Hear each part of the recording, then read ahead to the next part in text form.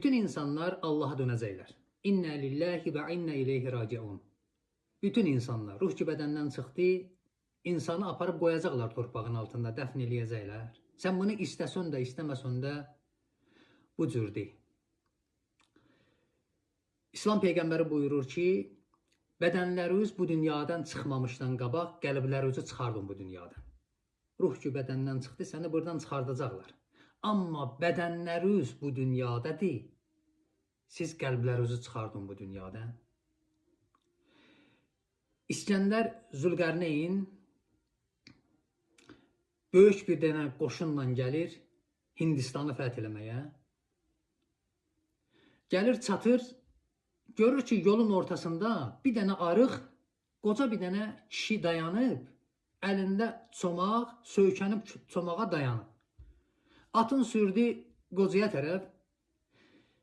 Dedi, sən kimsən? Qoca baxdı özünə. Baxdı əlindəki çomağa. Sonra baxdı İskəndərə. Baxdı İskəndərin mindiyi ata. Sonra baxdı İskəndərin arxasında dayanan, ucu bucağı görsənməyən böyük bir qoşuna. Dedi, sənə baxanda mən hissat. Sən kimsən? İskəndər dedi, mən İskəndərəm. Şahzadə İskəndər, sərkərdə İskəndər, padişah İskəndər də titulların başladı saymağa. Eşitmisən? Dedi, hə, eşitmişəm. Xeyr ola. İskəndər dedi, gəlmişəm Hindistanı fəth eləyəm. Kişi dedi, yaxşı. Tutalım sən Hindistanı fəth elədin. Nə olasın? İskəndər dedi, Hindistanda şah olacaq. Qoca dedi, yaxşı. Hindistanda şah oldun. Sonra nə olasın? Gedib dünyanı fəth eləyəcəm. Tutalım dünyanı fəth elədin, nə olacaqsın? Dünyada şah olacaq.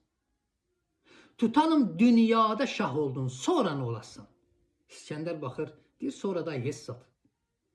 Qoca baxır İskəndərə, deyir, sən bu qədər iş görəcəksən, axırda hissat olacaqsan, mən elə indidən hissadam. Məliki yevmiddin, qiyamət gününün şahı Allahdır. Görün dünyada nə qədər şahlar gəldi getdi. Nə qədər Allah mənəm deyənlər gəldi getdi. Şəddadlar, Nəmrudlar, Fironlar, onların asarı da qalmadı. Onların qəbirləri də bilinmir. Quran buyurur, minha xələqnakum, torpaqdan yaratmışıq sizi. Və fiha nu'idukum, torpağa qaytaracaq sizi. Və minha nuxrizukum tarətən uxra, yenə torpaqdan qaldıracaq sizi qiyamətin günündə. İnsan torpaqdan yarandı. İnsan yenə torpaq olacaq. İnsan yenə torpaqdan qalxacaq qiyamətin günündə.